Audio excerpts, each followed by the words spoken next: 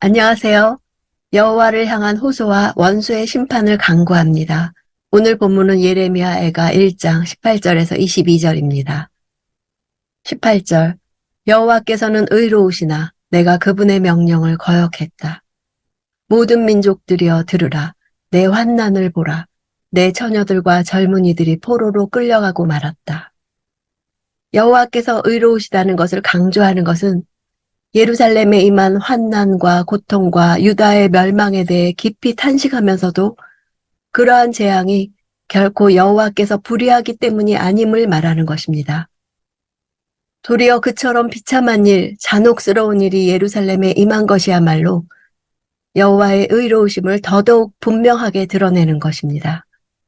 이처럼 비참한 일이 벌어진 것은 그들의 범죄에 따른 당연한 결과며 하나님의 의로우심을 감안할 때 불가피한 일임을 시인하는 것입니다. 유다는 마땅히 당해야 할 환난과 고통을 당하고 있습니다. 들으라 하고 모든 이방 백성들을 향해 유다가 하나님께 범죄함으로 당하고 있는 고통에 주목할 것을 외칩니다. 그 고통의 정점은 처녀들과 젊은이들이 포로로 끌려가는 것이었습니다. 19절 내가 내 사랑하는 사람들을 불렀지만 그들은 나를 속였다. 내 제사장들과 내 장로들이 목숨을 유지하려고 먹을 것을 찾아다니다가 성읍 안에서 죽었다. 사랑하는 사람들은 유다가 바벨론의 공격으로 위기에 처한 자신을 구원해 줄 자로 믿었던 이집트와 주변의 동맹국들을 가리킵니다.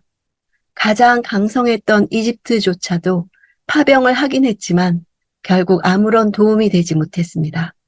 때문에 이들은 모두 유다를 속이는 자에 불과했던 것입니다. 제사장들과 장로들은 자신들이 직접 음식을 구하러 다닐 위치의 사람들이 아니었습니다.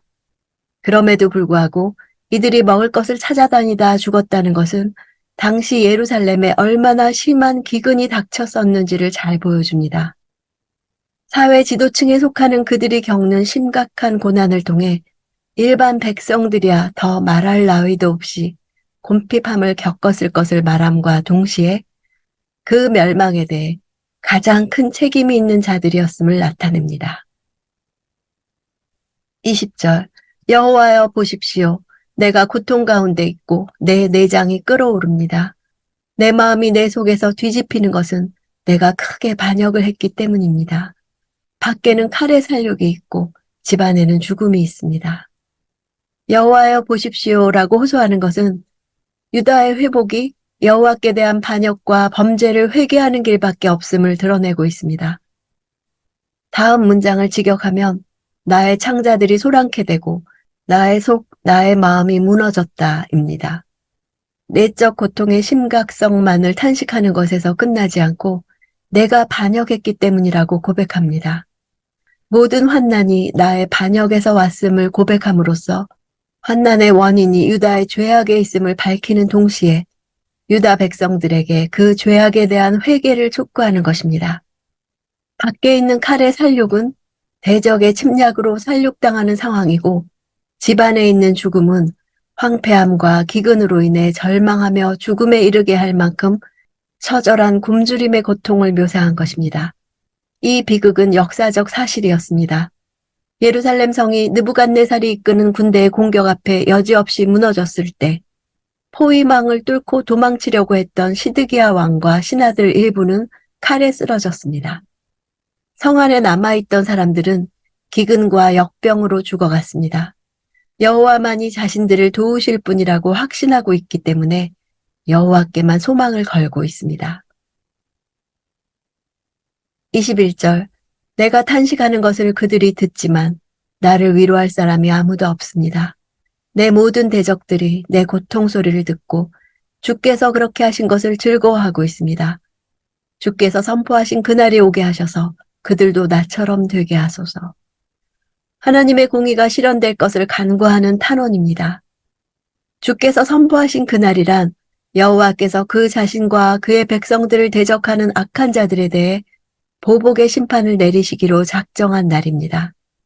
역사적으로는 예루살렘의 멸망을 기뻐했던 에돔과 모압과 암몬 족속은 예루살렘과 마찬가지로 바벨론 군대에 의해 정복당했고 결국은 민족 자체가 역사 속에 완전히 소멸되는 운명에 처해집니다.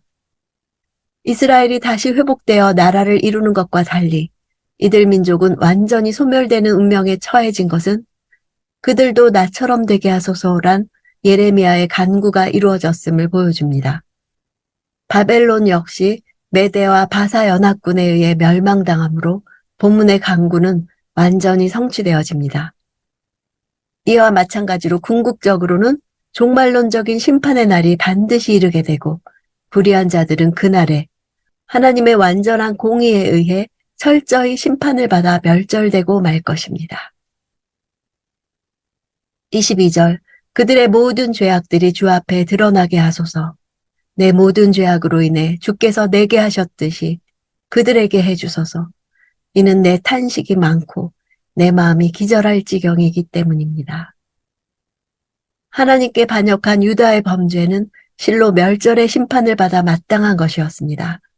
마찬가지로 역사의 주권자이신 여호와 앞에서 교만하여 패역한 죄악을 범한 원수들 역시 그에 합당한 심판을 받는 것이 마땅합니다.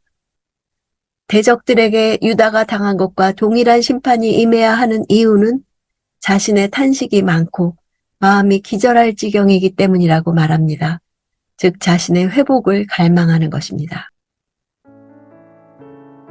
예레미야 애가는 하나님께서 자기 백성들이 짓는 죄에 대해서 침묵하시거나 외면하시는 것이 아니라 반드시 징계하신다는 사실을 알려줍니다. 예레미야서에서는 바벨론이 160번 언급되는데 애가에서는 바벨론이 일체 언급되지 않습니다.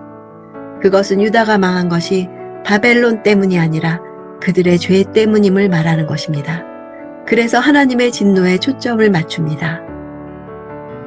주전 586년 바벨론의 손에 의해 예루살렘이 멸망한 사건을 주제로 삼고 있음에도 성전 파괴나 백성들이 지은 죄나 침략 군대 등에 대해 구체적으로 밝히지 않고 있습니다. 그 이유는 시간과 장소를 초월해 애가의 메시지가 모든 죄인들에게 선포되고 경고로 적용되기를 원했기 때문입니다. 현 시대 성도들에게 선포되고 있는 하나님의 음성으로 들려주고자 함입니다. 오늘 내가 듣는 하나님의 음성은 무엇입니까?